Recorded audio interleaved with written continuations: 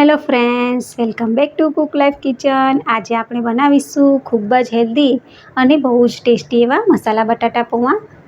તો આ મસાલા બટાટા પૌવામાં આપણે બધા જ મસાલા એડ કરીશું અને ખૂબ જ ઓછી મહેનતે ફક્ત 10 જ મિનિટમાં બનીને તૈયાર થઈ જશે। તો ચલો બનાવવાનું શરૂ કરીશું। મસાલા બટાટા પૌવા બનાવવા માટે અત્યારે મેં એક વાટકો ભરીને પૌવા લીધેલા છે। તો જે જાડા પૌવા આવે છે તે જ લીધા છે। તો પૌવાને આપણે હુંફાળા ગરમ પાણીથી 2 વખત ધોઈને સાફ કરી લઈશું। તો પૌવાને હુંફાળા પાણીથી ધોવાથી તે એકદમ નરમ બની જાય છે અને ઝડપથી કૂક થઈ જાય છે। તો આવી રીતે કાણાવાળા વાસણમાં તેને કાઢી લઈશું ધોઈને।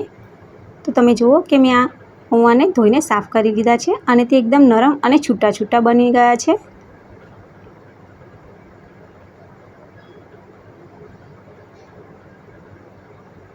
હવે આપણે ગેસની ફ્લેમને ચાલુ કરીને એક કઢાઈને ગરમ કરવા મૂકીશું।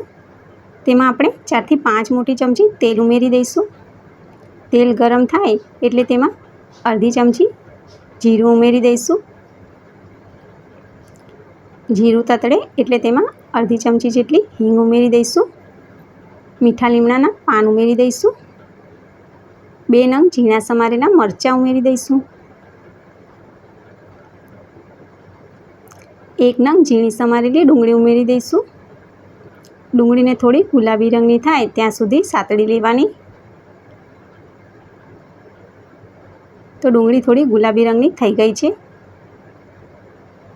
હવે આપણે તેમાં 1 નંગ ઝીણું સમારેલું ટામેટું ઉમેરી દઈશું। ટામેટાં ઝડપથી કૂક થઈ જાય તેના માટે આપણે અડધી ચમચી જેટલું મીઠું ઉમેરી દઈશું। તો ટામેટાં નરમ બની ગયા છે, થોડા ઘણા ચડી ગયા છે। હવે આપણે તેમાં 1 નંગ બાફેલું બટાટું ઉમેરી દઈશું। તો બટાટું જે છે એ બાફેલું છે એટલે તેને વધારે કૂક કરવાની જરૂર જ નથી। હવે આપણે મસાલા કરી લઈએ। 1 ચમચી મરચું પાવડર ઉમેરી દઈશું। અડધી ચમચી હળદર પાવડર ઉમેરીશું।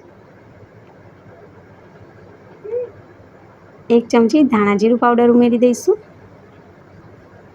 અડધી ચમચીથી પણ ઓછું આમચૂર પાવડર ઉમેરીશું। 1 ચમચી ખાંડ ઉમેરી દઈશું। તો આમચૂર પાવડર અને ખાંડ ઉમેરવાથી બટાટા પૌવા જે છે એ ખાટા મીઠા બનશે અને ટેસ્ટ બહુ સરસ આવશે। અને રંગ માટે થોડું કાશ્મીરી મરચું પણ ઉમેરી દઈશું। હવે આપણે બધા મસાલાને મિક્સ કરી લઈશું।